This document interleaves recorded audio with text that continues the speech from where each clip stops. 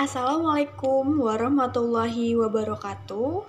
Perkenalkan, nama saya Siva Fitria ini dengan NIM 43122 010301 dari jurusan Manajemen. Pada kesempatan kali ini saya akan menjelaskan materi tentang persaingan baru partai politik jelang pemilu 2024. Partai politik pada dasarnya adalah suprastruktur yang harus dimiliki sebuah sistem pemerintahan agar dapat dikatakan sebagai sistem pemerintahan yang demokratis. Undang-Undang Nomor 2 Tahun 2008 tentang Partai Politik, Pasal 1 Ayat 1 melaporkan partai politik merupakan organisasi yang bertabiat nasional serta dibangun oleh sekelompok masyarakat negara Indonesia secara sukarela atas dasar kesamaan kehendak serta cita-cita untuk memperjuangkan serta membela kepentingan politik anggota, warga, bangsa, serta negara, dan memelihara keutuhan negara Kesatuan Republik Indonesia yang bersumber pada Pancasila serta Undang-Undang Dasar Negara Republik Indonesia tahun 1945.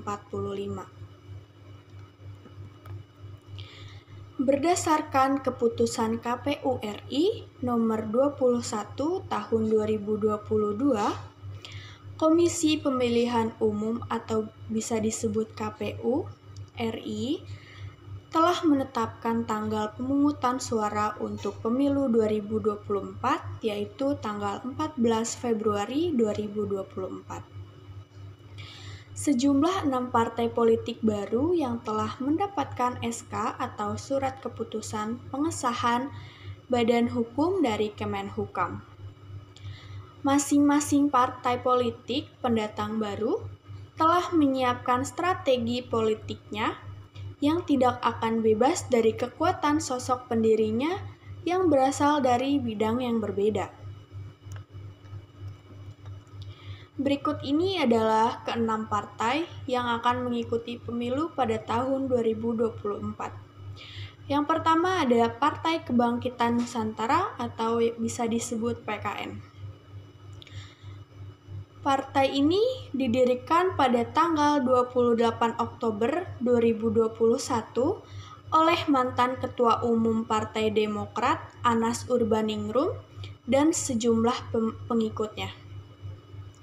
Gede Pasek Suardika sebagai Ketua Umum PKN diyakini bahwa melalui partai politik ini pihaknya akan membangun kembali nasionalisme di Nusantara. Landasan membangun suatu negara adalah kearifan nilai-nilai luhur tradisi yang telah dibentuk kembali mengikuti kemajuan zaman. Berikutnya ada Partai Gelombang Rakyat Indonesia atau Gelora. Partai Gelora didirikan pada tanggal 28 Oktober 2019 dan dideklarasikan pada tanggal 10 November 2019 oleh mantan tokoh muda berpengaruh PKS. Adapun jajaran elit partai ini meliputi Anies Mata sebagai ketua umum, Fachri Hamzah sebagai ketua dan wakil ketua, Mahfuz Siddiq sebagai sekretaris jenderal. Partai ini didirikan untuk berkontribusi memberikan arah baru Indonesia sekaligus melahirkan para pemimpin yang akan membawa Indonesia bersama elemen lainnya untuk menjadi kekuatan 5 besar dunia.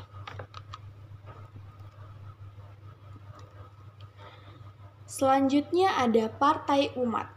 Partai Umat didirikan pada tanggal 29 April 2021 oleh Amin Rais, mantan politisi Partai Pemberdayaan Nasional atau PAN dan mantan Ketua MPR. Asal-muasal dibentuknya partai ini disebabkan ketidakharmonisan Amin Rais dengan beberapa politisi Partai Amanat Nasional atau PAN.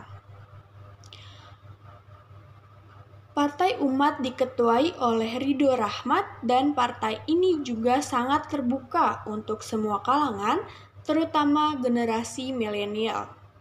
Walaupun nama partai ini terkesan Islamis, akan tetapi partai ini terbuka juga untuk non-Muslim.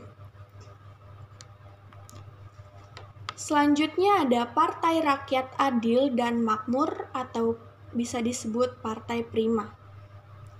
Partai Prima didirikan pada tanggal 20 Juli 2020 dan dipelopori oleh Agus Jobo selaku mantan aktivis tahun 1998. Agus sebelumnya dikenal sebagai Ketua Umum Partai Rakyat Demokratik atau PRD yang anti dengan masa kepemimpinan Presiden Soeharto. Partai Prima merupakan partai rakyat karena dilahirkan dari bawah dan dari tangan-tangan orang biasa. Prima menghadirkan politik kesejahteraan dan akan menjadi partai berwatak kerakyatan. Selanjutnya ada Partai Rakyat. Partai ini didirikan pada tanggal 23 September 2014. Ketua umum partai ini adalah Arvindo Noviar. Dalam pernyataannya di Kongres luar biasa penetapan Arvindo sebagai ketua umum, ia meyakini Partai Rakyat akan membantu mengantarkan bangsa Indonesia menjadi negara maju dan masuk dalam nominasi 4 negara maju di dunia. Selanjutnya ada Partai Pelita. Partai Pelita didirikan pada tanggal 28 Februari 2022 oleh tokoh penting Muhammadiyah, yaitu Din Syamsuddin, selaku mantan ketua PP Muhammadiyah. Partai ini diketuai oleh Beni Pramula, selaku mantan ketua umum Persatuan Mahasiswa Muhammadiyah. Partai Pelita digadang akan menggalang persatuan dan kesatuan bangsa, memfungsikan agama sebagai kekuatan penggerak pembangunan, meningkatkan kecerdasan politik rakyat, menegakkan demokrasi Pancasila, dan mendorong peran kaum muda dan perempuan. Munculnya partai-partai politik baru menjelang pemilu menuntut parpol menyesuaikan strategi branding politiknya dengan era ini. Parpol harus banyak memanfaatkan dunia maya sebagai ajang memperkenalkan partai lewat media sosial.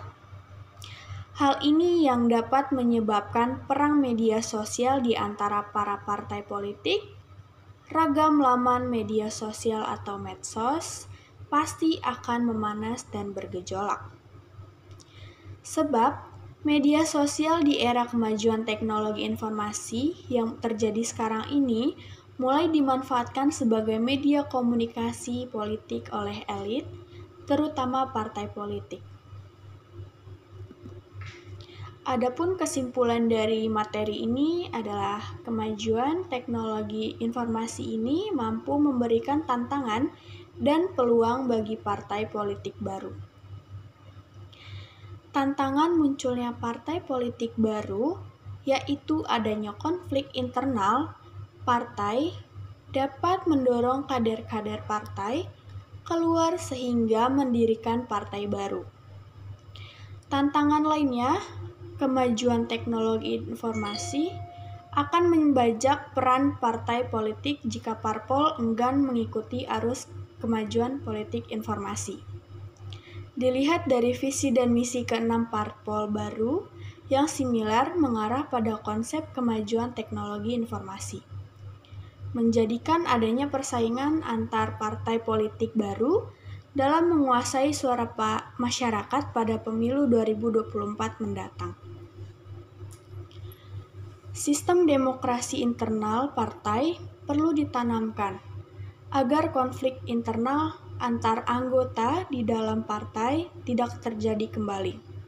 Selain itu, keenam parpol harus mampu mengarungi kemajuan teknologi informasi dengan menciptakan inovasi-inovasi dalam melayani masyarakat. Berikut adalah materi yang bisa saya sampaikan. Kurang lebihnya mohon maaf. Wassalamualaikum warahmatullahi wabarakatuh.